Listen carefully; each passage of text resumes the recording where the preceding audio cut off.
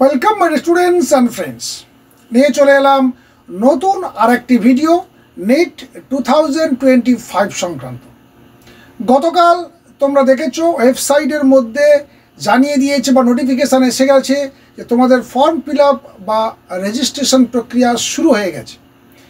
1 মাস ধরে চলবে, 7ই মার্চ পর্যন্ত চলবে 11:50 রাত্রি। তো এই 1 মাসের মধ্যে তোমাদের বিভিন্ন রকম সমস্যা এসে পৌঁছাবে, তোমরা ফর্ম ফিল আপ করতে গিয়ে বিভিন্ন রকম সমস্যার সম্মুখীন হবে। তাই আমরা বলেও ছিলাম যে একটু ধীরে চলো, একেবারে হুড়মুড় করে তাড়াহুড়ো করে কোনো ফর্ম ফিল আপ করার দরকার নেই। তাই আজকে তোমাদের সেই রকমই একটা সমস্যা নিয়ে আজকে এই ভিডিও, ভালো করে মন দিয়ে শুনবে তোমরা। ক্যাটেগরি যে বিভ্রান্তি রয়েছে তোমাদের সামনে ওবিসি সার্টিফিকেট নিয়ে, মূলত সেই সার্টিফিকেট বা সেইটা কিভাবে তোমরা আপলোড করবে, অনেকের আছে, অনেকের অ্যাপ্লাই করবে, অনেকে স্টেট লেভেলের ওবিসি রয়েছে, তারা কি করবে, সমস্ত ডিটেলস নিয়ে আলোচনা করবো এই ভিডিওতে। তাই জানিয়ে রাখি, আমাদের এই চ্যানেল যারা প্রথম দেখছো বা নতুন দেখছো অবশ্যই চ্যানেলটিকে সাবস্ক্রাইব করতে ভুলবে না, আর যারা পুরনো রয়েছো তারা অবশ্যই বন্ধুদেরকে ভিডিওটি শেয়ার করে দেবে।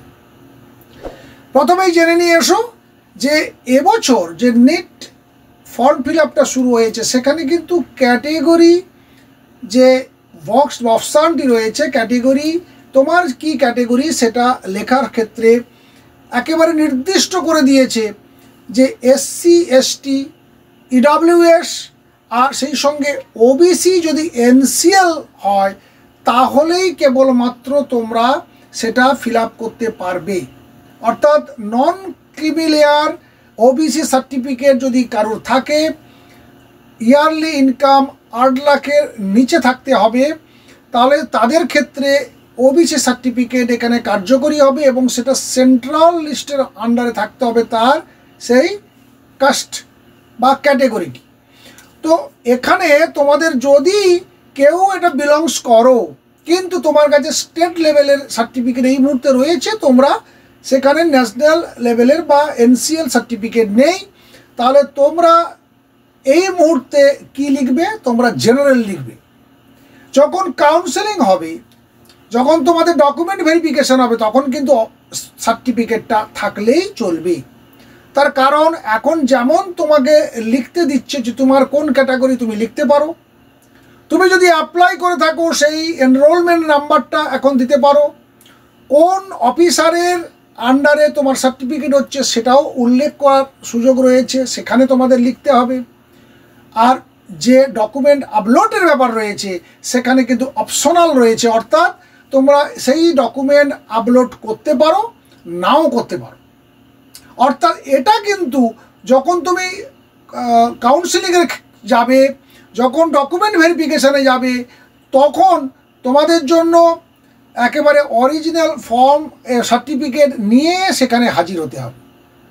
আর যারা স্টেট লেভেলে রয়েছে, স্টেট লেভেলের ওবিসি সার্টিফিকেট রয়েছে, তারা এখন লিখবে জেনারেল। পরবর্তীতে কিন্তু সেই যখন তোমরা কাউন্সেলিং প্রক্রিয়াতে যাবে তখন দেখবে নতুন আরেকটা ফর্ম পূরণ করার জন্য তোমার সামনে সুযোগ আসবে, তুমি তখন ওবিসিটা লিখবে। লিখে স্টেট কোটার জন্য যখন তুমি আবেদন করবে বা তুমি একটা সিটের জন্য যখন তুমি কাউন্সেলিংয়ে বসছো, তখন কিন্তু তোমাকে ওবিসি ক্যাটাগরি হিসেবে ট্রিট করা হবে। আশা করি ক্লিয়ার করতে পেরেছি। ওবিসি যে ক্যাটাগরি সংক্রান্ত যে সমস্যাগুলো ছিল সেটা আশা করি ক্লিয়ার করতে পেরেছি। অর্থাৎ তোমাদের এখন যদি কোনো সার্টিফিকেট নাও থাকে তোমরা জেনারেল লিখবে, আর যদি কারোর সার্টিফিকেট সবেমাত্র অ্যাপ্লিকেশান করেছো তাহলেও চলবে, তখন তুমি যে নাম্বারটি চাইবে সার্টিফিকেটের, ইতিপূর্বে আমরা এই ভিডিও করেছিলাম, এই চ্যানেলে রয়েছে, প্লে লিস্টে রয়েছে, দেখে নেবে। এই নেট ইউজির যে প্লে লিস্ট রয়েছে সেখানে তোমরা খুঁজলে পাবে, নতুবা আমরা আবারও জানিয়ে দিচ্ছি যে ওখানে একটা নাম্বার চাইবে, সেই নাম্বারটা তোমরা এনরোলমেন্ট নাম্বারটা দিয়ে দেবে যেটা তোমরা অ্যাপ্লিকেশান করেছো। আর তোমাদের যিনি সার্টিফিকেট দিচ্ছেন সেই ডেজিগনেশনটা চাইছেন, নামটা ফ্যাক্টর না, এখানে ডেজিগনেশনটাই হচ্ছে এখানে ফ্যাক্টর। আর ডকুমেন্ট আপলোডটা মাস্ট নয়, সেটা কিন্তু অপশনাল। তাই এই মুহূর্তে তোমরা ডকুমেন্ট না দিলেও চলবে, কিন্তু যখন তুমি সিলেক্টেড হবে বা রেজাল্ট আউট হবে, রেজাল্ট আউটের পরে যখন তুমি এতে কাউন্সেলিংয়ে বসবে, যখন ডকুমেন্ট ভেরিফিকেশান হবে, তখন কিন্তু তোমাকে সেই সার্টিফিকেটটা শো করাতে হবে। আশা করি সেটা তোমরা করে ফেলতে পারবে। সেই সঙ্গে তোমাদেরকে আধার কার্ডের কথাও বলেছিলাম যে আধার কার্ডটা একেবারে আপডেটেড করা চাই, বিশেষ করে মোবাইল নাম্বার আর ছবি, তোমার যে ছবি, এই দুটো যেন অবশ্যই আপডেট থাকে। যদি না থাকে এখনও করিয়ে তোমরা অ্যাপ্লিকেশান করতে পারো। আর আগে ভাগে অ্যাপ্লিকেশান করার কোনো তাড়াহুড়ো করার কোনো দরকার নেই। যদিও একটা রুলস ছিল, তোমরা ইতিপূর্বে জেনেছো, আমরা আগামী ভিডিওতে সেটা তোমাদের ক্লিয়ার করে দেব, যে যদি দুজন ক্যান্ডিডেট রেজাল্ট আউটের পর তোমাদের দুজন ক্যান্ডিডেটের মার্কস একই হয়ে যায়, সেক্ষেত্রে বেশ কটা স্টেপ ছিল, ট্রাইবেক সিস্টেম ছিল, সেটা আমরা আগামীকাল ভিডিওতে আলোচনা করে দেব। অবশ্যই মনোযোগ সহকারে দেখবে। সেখানে ট্রাইবেকের পরেও যদি সমান মার্কিং হতো, সেক্ষেত্রে ফর্ম ফিল আপকে আগে করে যে দেখা হতো, কিন্তু এবছর সেটাকে টোটালি নিয়মটা চেঞ্জ করে দিয়েছে। সেই নিয়মটা নিয়ে আগামীকাল ভিডিও আসছে, অবশ্যই দেখবে ভিডিওতে। আর বলে রাখি যে আশা করি এসসি, এসটি, ইডব্লিউএস আর ওবিসি নিয়ে আশা করি আর কোনো দ্বন্দ্ব থাকলো না।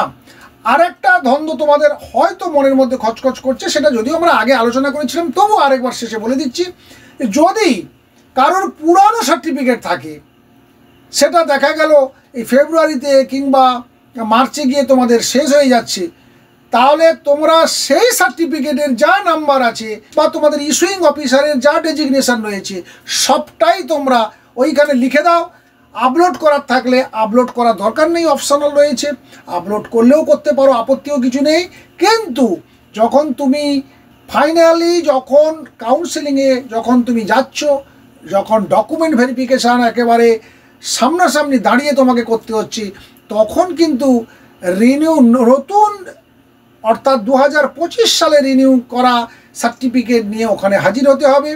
তাদেরকে বলবো যে তোমরা বেস্ট হচ্ছে মার্চের পর এপ্রিল মের দিকে বা এপ্রিল মাসেই করে ফেলবে, এপ্রিল মাসে তোমরা সার্টিফিকেটটা রিনিউ করিয়ে নিও।